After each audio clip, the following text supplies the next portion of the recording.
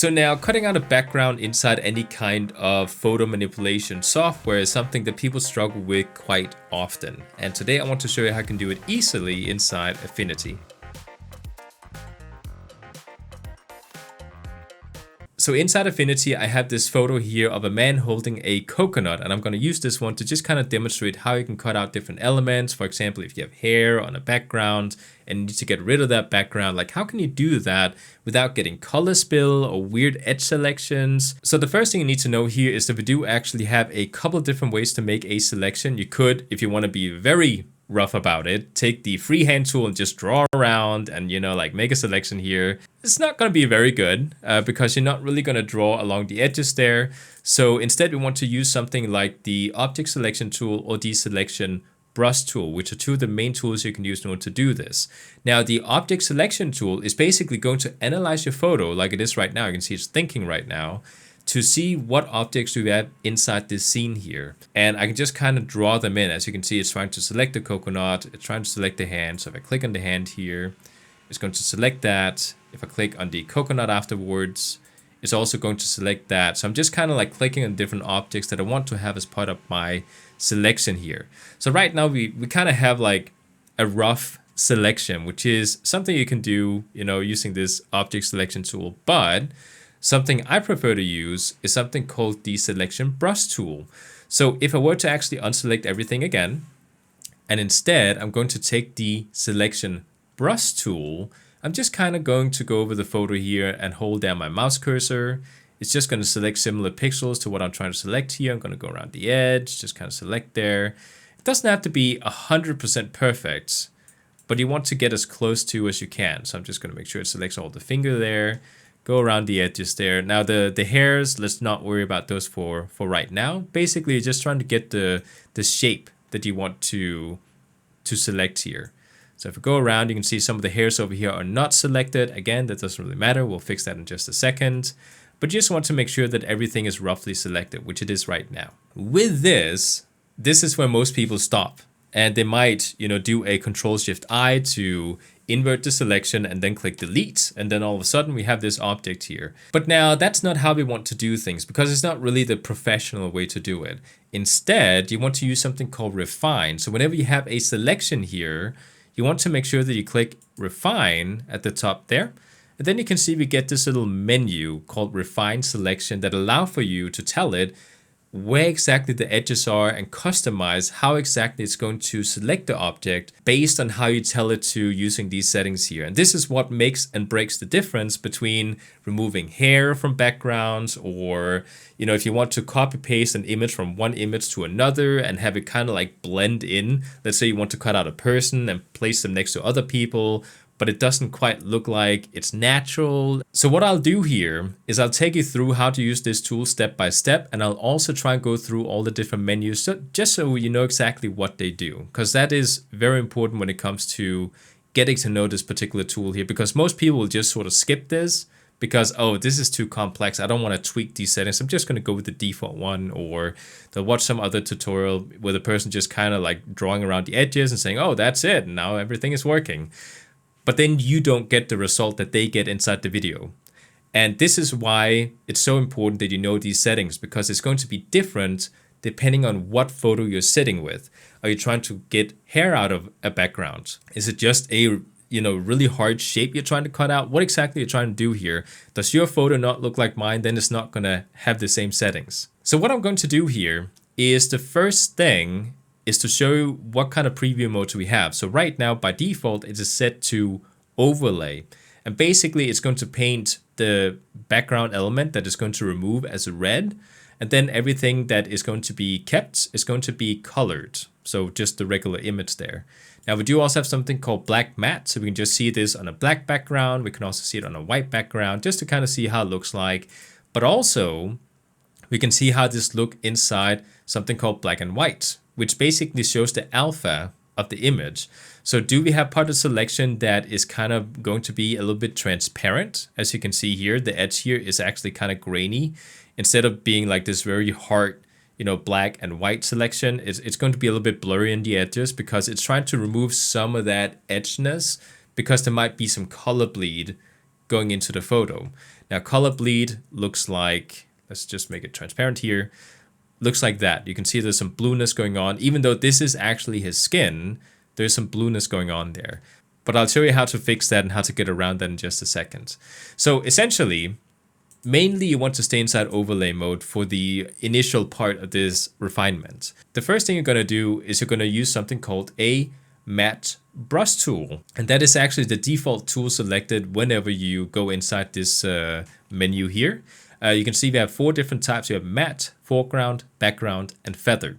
Now, matte is going to refine, okay, so where are the edges inside the photo you want to be cut out and what needs to be kept.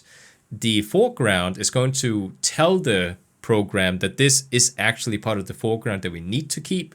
And then the background is going to tell that this is part of the background that we need to remove. So essentially you can go back and forth between foreground and background if something is not perfectly selected by the program itself, so you can manually go in and do some stuff. Or if you have some parts that need to be feathered out and just smoothed out a little bit more so it's not like a very hard edge, you can use something called a feather brush tool. The first thing you want to do is you want to take your selection here and you want to go around the edges using the matte tool and make sure it's not too tiny. You don't want to have something like this and then go around the edges there because the program needs to have some background and it also needs to have some of the subject so it knows what needs to be separated. So make sure that you have a slightly larger brush tool so you do get some of the background element. A lot of people think you have to like draw around the edge to tell it where the edge is. That is not exactly what is going on here. You need to tell it what part is background and what part is the subject. So there needs to be a little bit of each inside the brush. Okay, so we're going to go around the edge here. You can see there's some hair. I want to have that part of the selection too. There we go. It's just gonna try to select based on what I tell it to. I'm gonna go around the edge here. Just pick some of that edge. Just gonna go around. Now don't worry about there still being some blue stuff in there. We're gonna fix that. For now, we're just trying to tell it where the edges are. You can actually see it has a very hard selection here. So I'm just gonna go around and it's gonna try to blur that out a little bit more. So I'm just gonna go in. Oh, we do actually have some stuff here. Like that hair from the coconut, that needs to be selected. Just gonna go around and make sure we have that selected as well. So you can see it selects part of it, it cuts out the background. Just gonna go around here, do some more selecting, and just go all the way around the image. And just keep doing this until you have all the edges selected. This does take a little while inside this recording here because it is manual labor, so to speak. But I'm just gonna go ahead and just kind of do it very roughly here so it doesn't take too long for you guys to sit there and watch me do this. Although it could be therapeutic to watch me do it. There we go. Okay, so now we have this selection here. And what you're going to notice as well is that, we do have some blue bleed going inside the subject. And this is very typical whenever you have a subject in front of a color background, especially when people use green screens and they put it all the way up in front of their back, it's going to bleed onto them. So part of them gets removed. You want to have the background as far away from the subject as possible to avoid this kind of bleed here. But in this case, the photo is actually right next to the background. So some of the bleed is happening onto the photo. So what I'm going to do here is I'm going to go inside my preview. I'm going to go to a black background just so we can see exactly what is going on here. As you can see, there's a lot of it going on. I'm going to click on color decontamination. Once I click it, you can see it actually does remove most of that color decontamination. If I were to watch this inside overlay mode and untoggle this and toggle it on, you can't really see a difference.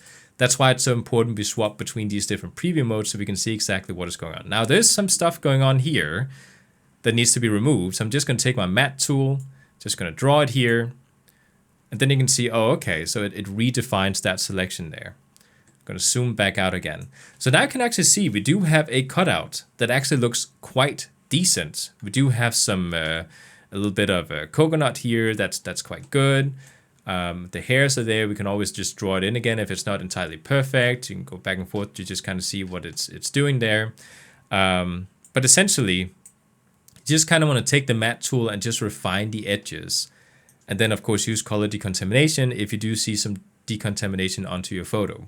So with this right here, let's talk about some of the different options we have inside our refine selection, because this is also very important to know about. Border width, if I try to tweak that one, you can actually see how far or how thick it's going to try and take the refinement into the object and also outside the background. So if I tweak it all the way up here, you can see that it's going to try and tweak a little bit more. Now it's not that obvious here, but you can actually see, oh, now we have some more bleed going on inside the photo.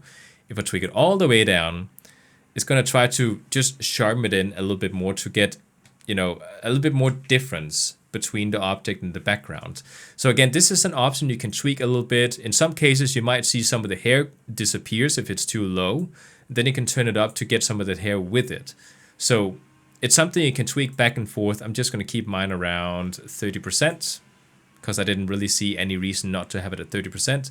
There was some hair up here that kind of went away. I'm just going to draw that in again. There we go. Again, select, refine, tweak. That's basically what we're doing here. And the smoothness option, if I turn this all the way up again, is going to take some of those details away. It's going to try to take away some of the finer details and smoothen things out a little bit more. This one I particularly don't use quite often because, as you can see, it does actually start smoothing it so much that it kind of ruins the selection here. So I'm just going to turn all the way back down again.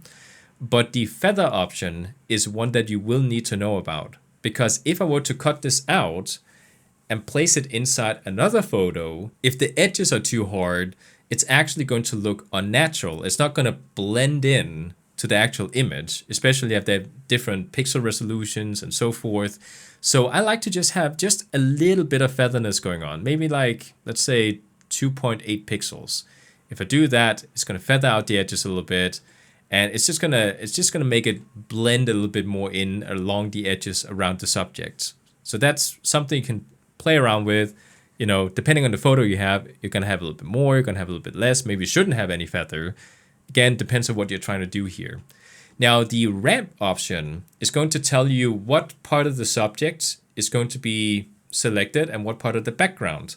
So let's say there's some background elements, like for example some hair that is not really coming into my selection. I can turn this towards the right side and it's going to grab more of the background. So when I do that, as you can see, some of the edges there is actually going a little bit further out towards the background. And now we actually do start to see some bleed again because we have some of the blue background selected. Turn it all the way up here, you can see, oh, it gets even worse. And then you can also go the opposite direction. So let's go back to 0% just so you can see the normal image again and go towards negative. So then you can see, oh, it actually tries to select in towards the subject. So depending on what you're trying to do here, if you experience some parts of the background, it's not exactly selected the way you want it to, you can try and go a little bit further in towards the subject here just to maybe remove some of that weird whiteness that you see around. Let's just turn this up a little bit so I can show you what I mean. You can see we have some whiteness going on. That's some alpha. That's not quite behaving the way we want it to. If I turn this the opposite direction, let's say -5, you can see some of that white alpha-ness is kind of going away. So again, tweak, refine, try it out, know what the tools do, and then tweak so you get the right output, basically. So I'm just going to have it at -5. I think that's good. And essentially, the last thing you need to know about here is output. So right now, it is going to output to a new decontaminated layer. So basically creates an entirely new layer based on everything we've done here. Or you can go and say it needs to be a new decontaminated layer with mask. Now, again, depending on what you do here, I do believe if I untoggle here, you can see it just says selection. You can do selection or mask. So if I were to choose the selection here, click apply, you can see that, oh, okay, well, now we just have it selected. But then I can actually go ahead and invert the selection, add a adjustment layer. Let's change the coloring. So if I change the coloring, you can see that we changes the background color, but it's not actually affecting our subject here. And it's actually doing it quite perfect. Just to kind of show that you can do a selection, then, oh, you can start doing stuff to the background as well if you wanted to. But again, let's go back inside Refine. And what I'll do here is I'll go back inside my black matte preview and just kind of color decontaminate to get rid of that bleed going inside my subject. And instead, we're going to go ahead and say with mask, because then it's just automatically going to mask it out once we're done here. So I'm going to click apply. And then you can see that it thinks for a second, and then it creates a new layer that has everything masked as well. And it actually unselects the original image at the bottom there. Again, non-destructive workflow. So essentially you can see the original image, it's here, but it actually creates a new one on top of it instead. So what I can do now is I can create a new pixel layer, just kind of move it down to the bottom. And I can choose my flood fill tool to just kind of pick some kind of random color in here. This could, for example, be purple. I'm just going to go ahead and use that. And I'm going to paint the background. And then you can see we have a perfect selection of the subject with hair and with those different coconut hairs. And again, this all looks as good as we tweaked it. So if something doesn't look quite right, you can always go in and try again and tweak it again if you want to. And in this sort of way, you can cut out backgrounds and make just absolutely perfect selections inside Affinity. So I hope you enjoyed this video, and I'll see you guys next time.